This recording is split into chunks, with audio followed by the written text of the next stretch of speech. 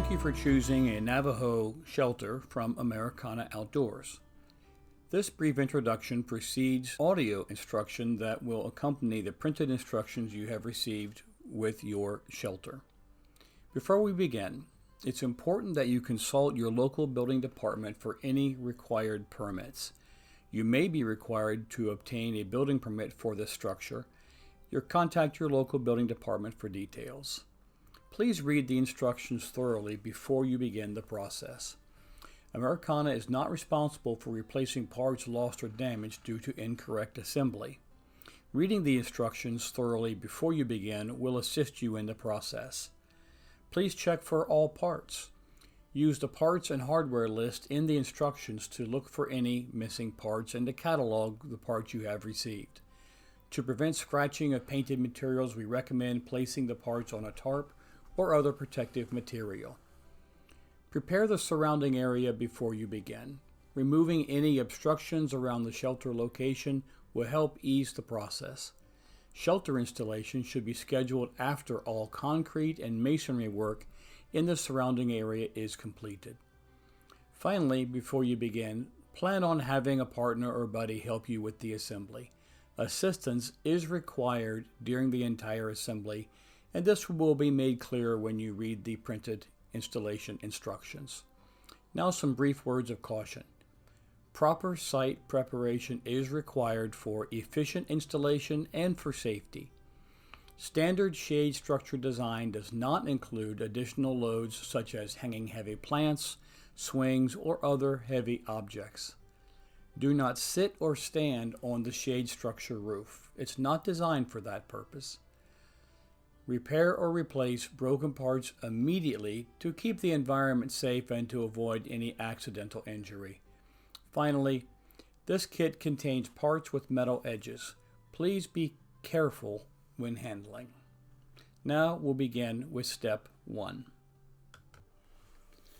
Americana Outdoors Navajo Shelter Installation Instructions.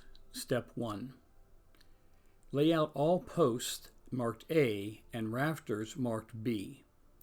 Attach 1A and 1B using 4 5/8-inch hex bolts marked FF and 5/8-inch hex nuts marked GG at each assembly. Attach tie block D at the end of one post rafter assembly using 4 5/8-inch hex bolts and 5/8 hex nuts. Do not completely tighten the bolts at this time. This will help when installing other components. Note, access holes on the rafters B face up. Step 2. Stand up the post rafter tie block assembly and set over an anchor bolt. Attach the anchor bolt nut and washer, but do not completely tighten at this time. Stand up the post rafter assembly and set over the anchor bolt adjacent to the previous assembly.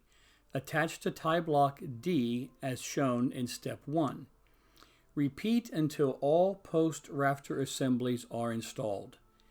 Using a forklift, screw jack, or lumber and shim support, set the tie block elevation as shown on the provided manufacturer's drawing. Note, this is important in being able to square the unit, plumb the post, make connections, prevent gaps, and install all components. Adjusting the elevation of the tie block D during installation can help in making connections of various components. However, be certain to reset to the correct elevation. Step 3.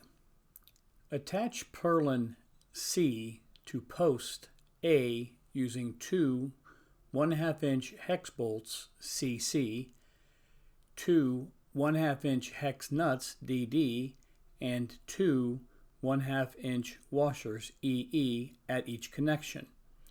Special note, purlins part C must slope down and away from the shelter, following the slope of the rafters, B. This is necessary so the roof panels will lay flat on the purlins. Repeat to install all purlins. Optional, your shelter may come with upper purlins as well. Depending on the size and loading requirements, your shelter may require these additional purlins. Attach upper purlin C to rafters B using two 1/2 inch hex bolts CC and two 1/2 inch hex nuts DD at each connection. If the holes in the mounting plates are slotted, 1/2 inch washers EE must also be used. Step 4.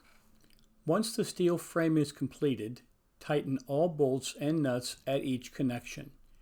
Position cover plate H over the access hole at the bottom of post A. Attach the cover plate to the post using four number 12 times 4 1/4 inch screws, part BB. Repeat for all posts. Step 5.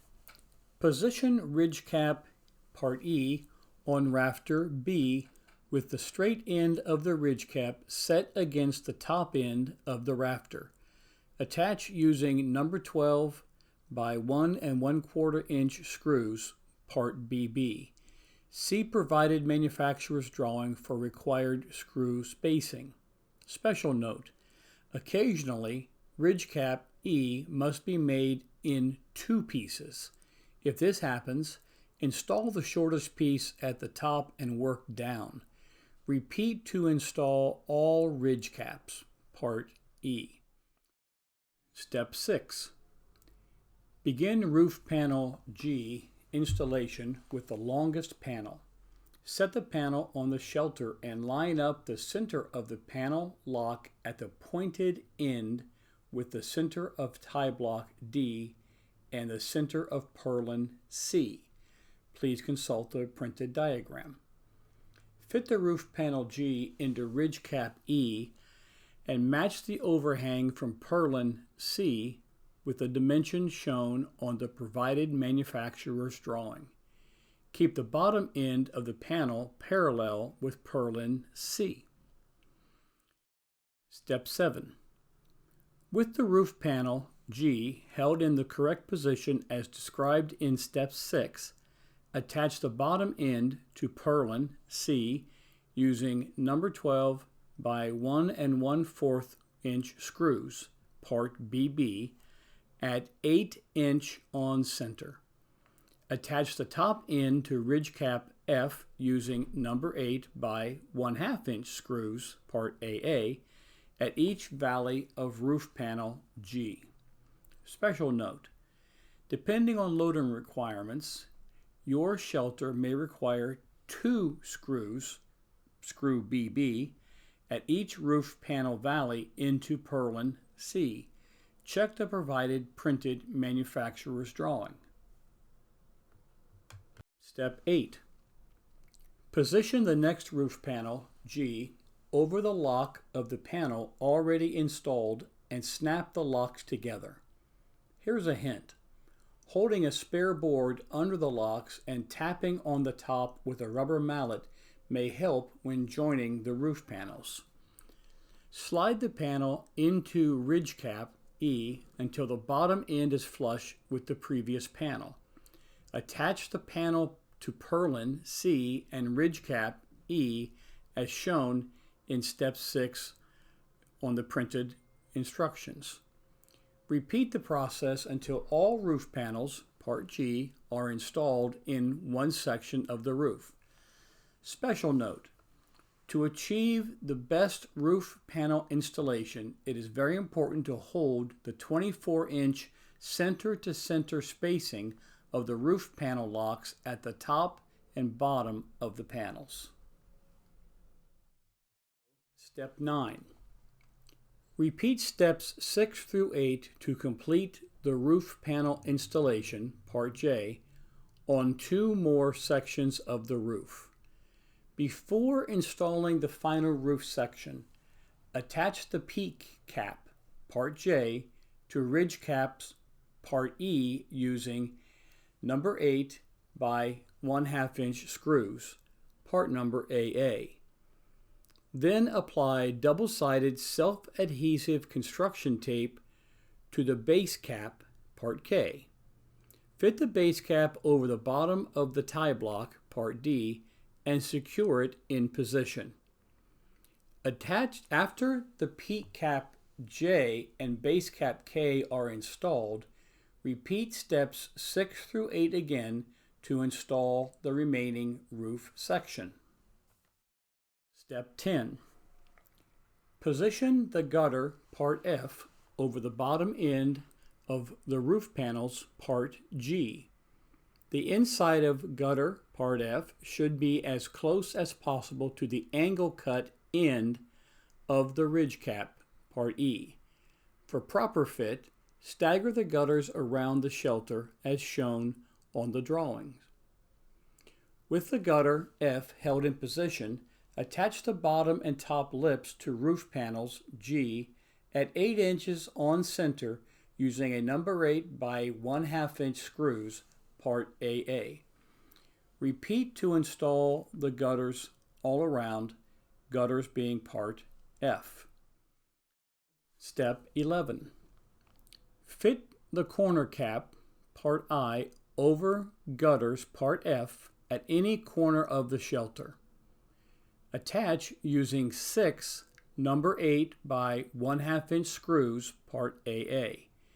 2 through the top, 2 through the bottom, and 2 on the inside through the pre-drilled holes. Repeat to install with the same process all corner caps, part I. Step 12. Special note.